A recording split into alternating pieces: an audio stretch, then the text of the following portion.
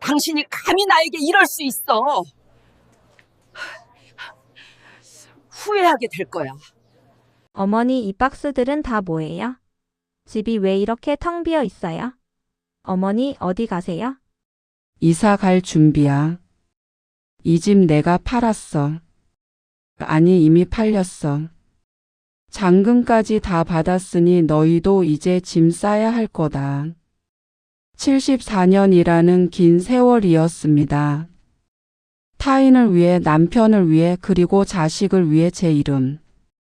석자는 장롱 깊숙한 곳에 처박아둔 채 살아온 시간들. 제 이름은 박순희입니다.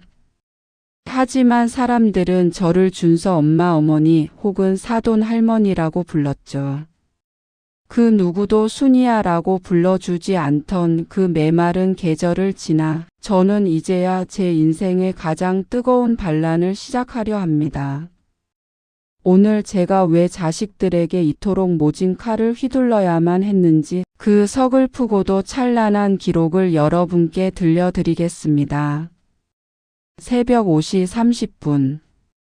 세상이 아직 짙은 감청색 어둠에 잠겨 있을 때 제 몸은 기계처럼 일으켜집니다. 30년. 남의 집 바닥을 닦고 남의 집 화장실을 문지르며 살아온 세월이 제 뼛속에 새겨놓은 가혹한 알람이죠. 부엌으로 향하는 제 발소리는 죽은 듯 고요합니다. 잠든 아들 내외와 손녀들이 깰까봐 숨소리조차 죽이며 쌀을 씻습니다.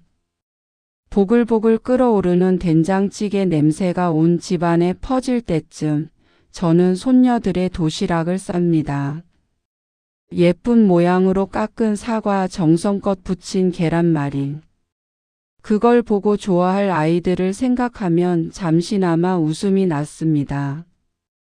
하지만 그 웃음은 잠시뿐이었습니다. 아침 8시 아들 내외가 식탁에 앉습니다. 고맙다는 말 한마디 대신 며느리는 국그릇을 뒤적이며 말하죠. 어머니, 국이 좀 짜네요.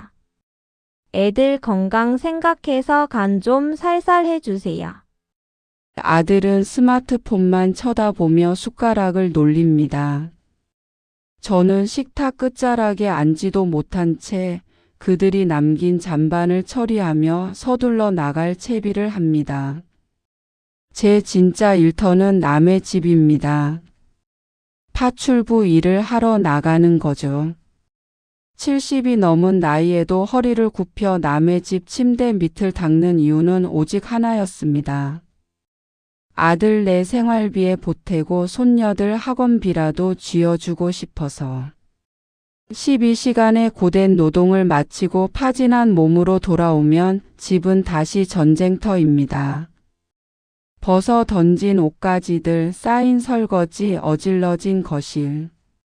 며느리는 거실 소파에 누워 팩을 붙인 채 말합니다. 어머니 오셨어요? 애들 배고프다는데 얼른 저녁 좀 차려주세요. 저 오늘 너무 피곤해서요.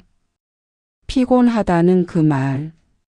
제 피곤함은 어디에 명함도 못 내미는 소모품이었을까요?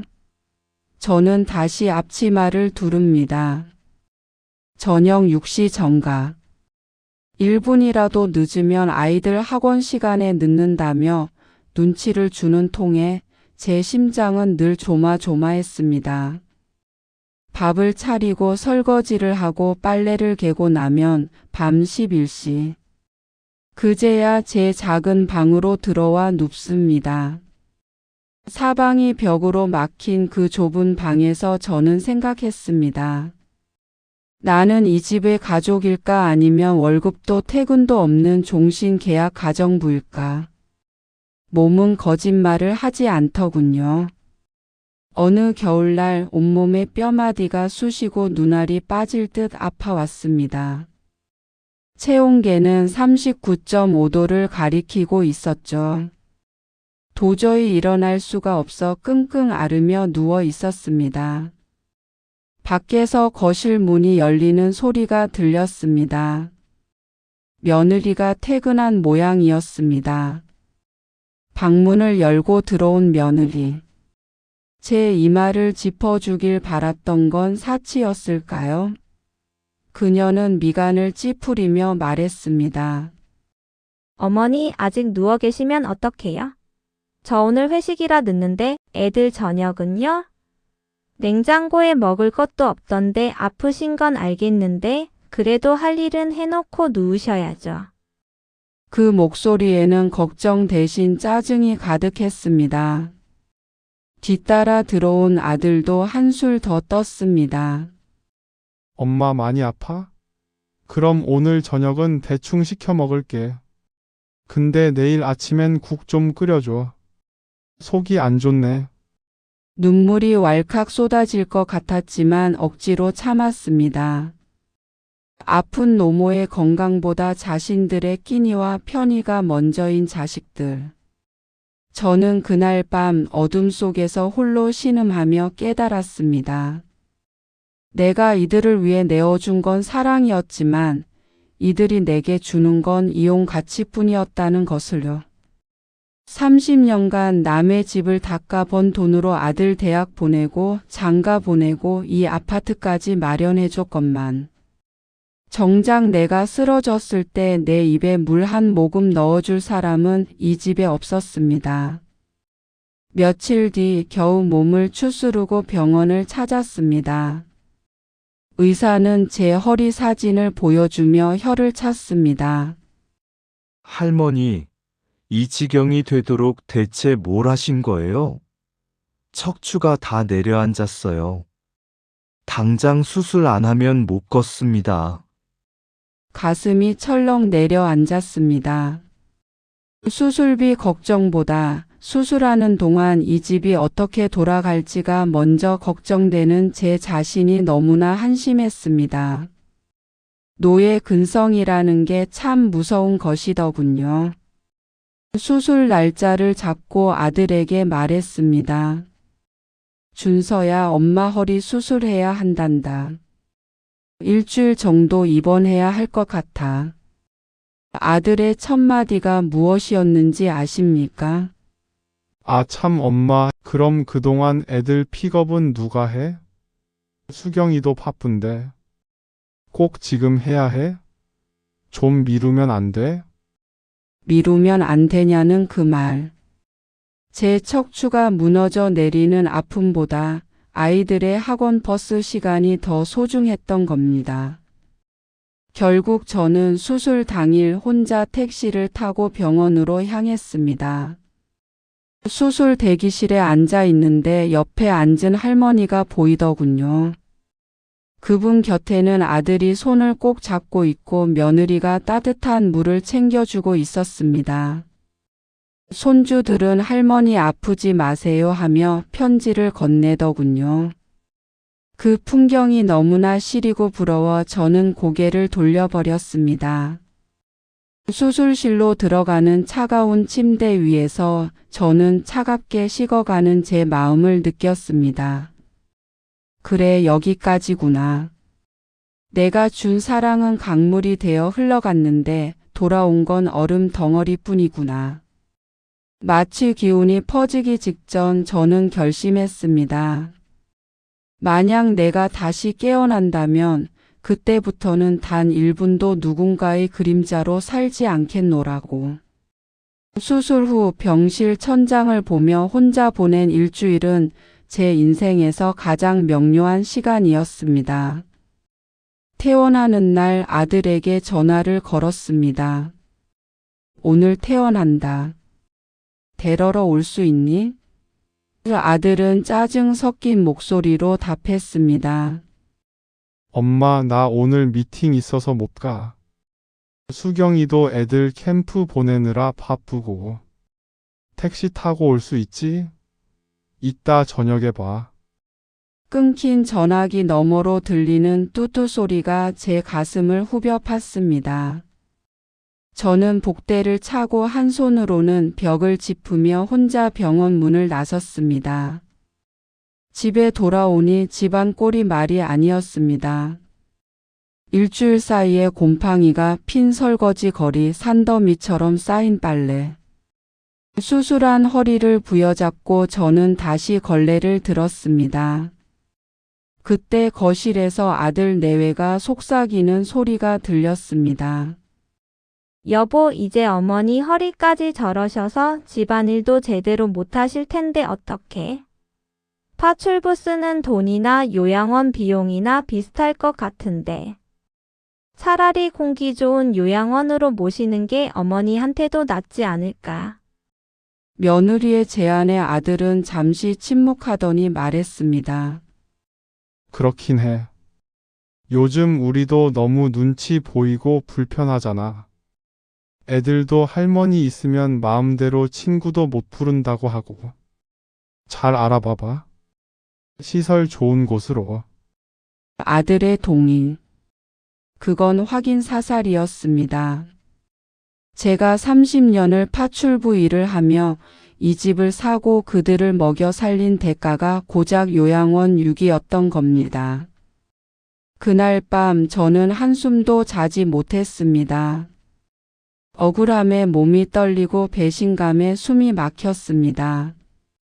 내가 너희에게 어떻게 했는데, 내가 어떻게 살았는데. 하지만 소리 내어 울지 않았습니다. 눈물은 이미 수술실에서 다 말라버렸으니까요. 대신 저는 장롱 깊숙한 곳에서 집 등기 권리증을 꺼냈습니다. 그리고 결심했습니다. 너희가 나를 버리기 전에 내가 너희를 먼저 버리겠노라고. 너희가 말하는 그 가족이라는 울타리에서 내가 먼저 걸어 나가겠노라고. 다음 날부터 저는 몰래 움직였습니다. 아들 내외가 출근하고 아이들이 학교에 가면 부동산에 집을 내놓고 울진에 사는 옛 친구에게 전화를 걸었습니다. 경희야, 나 그곳으로 가고 싶어. 바다가 보이고 작은 텃밭이 있는 집. 하나만 알아봐 줄 수 있니? 친구는 제 목소리만 듣고도 모든 걸 눈치챈 듯 했습니다. 잘 생각했다, 순이야. 이제라도 내 인생 살아라. 내가 다 알아봐 줄게. 아들 내외가 제주도 가족 여행을 떠난다고 했습니다. 저만 쏙 빼놓고 말이죠. 엄마 허리도 아프신데 집에서 푹 쉬세요. 우리가 맛있는 거 사올게요. 가식적인 미소를 지으며 떠나는 그들의 뒷모습을 보며 저는 속으로 말했습니다. 그래, 가서 실컷 즐기거라. 돌아오면 너희가 설 자리는 없을 테니. 그들이 여행을 즐기는 3박 4일 동안 저는 전쟁처럼 이사를 준비했습니다. 30년의 짐을 정리하는데 제 물건은 박스 3개가 전부더군요. 나머지 가구며 가전은 모두 이 집을 산 사람에게 넘기기로 했습니다. 그리고 드디어 그들이 돌아온 날, 텅 빈 거실 중앙에 저는 꼿꼿이 서서 그들을 맞이했습니다. 어머니, 이게 다 뭐예요? 도둑 들었어요? 왜 짐이 하나도 없어요? 어머니, 며느리가 비명을 질렀습니다. 저는 아주 천천히 평생 한 번도 보여주지 않았던 서늘한 눈빛으로 그들을 쳐다봤습니다. 도둑 든 거 아니다. 내가 다 치운 거야. 그리고 이 집 팔렸다. 오늘 오전 잔금까지 다 치렀고 새 주인은 이번 주 금요일에 들어오기로 했다. 뭐라고요? 집을 팔다니요? 어머니 미쳤어요? 우리 보고 어디로 가라고요? 아들이 제 어깨를 잡고 흔들었습니다. 저는 그 손을 거칠게 뿌리쳤습니다. 미친 건 내가 아니라 너희다. 이 집 내 이름으로 된 내 집이야. 내가 파출부에서 번 돈으로 산 내 재산이라고. 너희가 요양원 보낼 모의를 할 때 나는 내 인생을 찾기로 했다. 너희는 너희 식구끼리 단란하게 여행도 잘 다니니 이제 길바닥에 나앉은 친정으로 가든 너희가 알아서 해라. 며느리가 발악을 하더군요. 어머니, 어떻게 이렇게 이기적이세요? 애들은 생각 안 하세요? 저는 코웃음을 쳤습니다. 이기적? 74년을 종처럼 부려먹은 너희가 할 소리는 아니지. 내 허리가 끊어져 나가도 밥 걱정만 하던 너희 입에서 애들 소리가 나오니? 내 인생에서 너희라는 기생충을 이제는 떼어내려 한다. 당장 나가라. 이 집은 이미 내 집도 너희 집도 아니다. 울진으로 내려오는 기차 안에서 저는 창밖을 보며 꺼멓게 타버린 제 가슴을 달랬습니다. 무서울 줄 알았는데 오히려 심장이 터질 듯이 뛰더군요. 순이야, 너 이제 자유야. 이제 누구의 엄마도 누구의 할머니도 아니야. 그냥 너야. 울진 바다 앞에 세워진 작은 집. 비록 낡고 작았지만 그곳에는 제 허락 없이는 누구도 들어올 수 없는 평화가 있었습니다. 아들이 나중에 찾아와 울고불고 빌더군요. 엄마, 우리가 잘못했어. 수경이도 매일 울어. 장모님 댁에서 눈치 보며 사는 게 너무 힘들어. 제발 다시 합치자. 집 한 돈이라도 좀 나눠주면 안 돼? 저는 그 아이의 얼굴을 보며 된장찌개 한 그릇을 끓여줬습니다. 그리고 말했죠. 준서야, 이 찌개가 내가 너에게 주는 마지막 사랑이다. 돌아가라. 너희가 고생하는 건 내가 알 바 아니다. 나는 이제야 내가 좋아하는 게 뭔지, 내가 언제 행복한지를 배우고 있다. 다시는 찾아오지 마라. 내 인생에 너희를 위한 자리는 더 이상 없다. 여러분, 인생은 한 번뿐입니다. 자식이라는 굴레, 가족이라는 감옥에 갇혀 여러분의 소중한 영혼을 갉아먹지 마세요. 제가 늦은 나이에 깨달은 진리는 하나입니다. 내가 나를 귀하게 여기지 않으면 세상 그 누구도 나를 귀하게 여기지 않는다는 것. 74세에 찾은 제 이름 박순희. 저는 이제야 매일 아침 거울을 보며 웃습니다. 순이야, 오늘 참 예쁘다. 오늘 뭐하고 놀까? 지금 이 방송을 보고 계신 여러분, 혹시 여러분도 누군가의 그림자로 살고 계시지는 않나요? 용기를 내세요. 늦은 나이란 없습니다. 여러분이 자신을 위해 내딛는 그 첫걸음이 바로 인생의 황금기입니다. 제 이야기가 여러분의 가슴에 작은 불씨가 되었기를 바랍니다. 지금까지 박순이었습니다. 여러분, 진심으로 행복해지세요. 당신은 그럴 자격이 충분합니다.